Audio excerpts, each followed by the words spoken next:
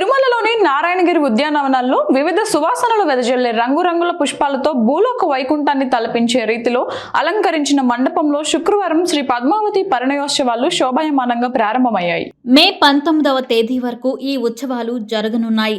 శ్రీ పద్మావతి పరిణయోత్సవాల్లో మొదటి రోజు అంటే వైశాఖ శుద్ధ నవమి రోజైన శుక్రవారం నాడు శ్రీ మల్లాయప్ప స్వామివారు గజ వాహనాన్ని అధిరోహించగా ఉభయ నాంచారులు పల్లకిపై పరిణయోత్సవ మండపానికి సాయంత్రం 5:30 గంటలకు వేంచేసి ఉన్నారు.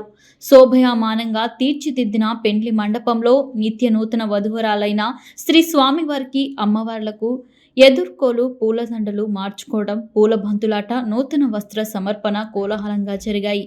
ఆ తర్వాత శ్రీ స్వామివారికి కొలువు జరిగింది. పిదప ఆర్జిత భక్తులకు వస్త్ర బహుమానం, ప్రసాద వితరణ జరిగింది.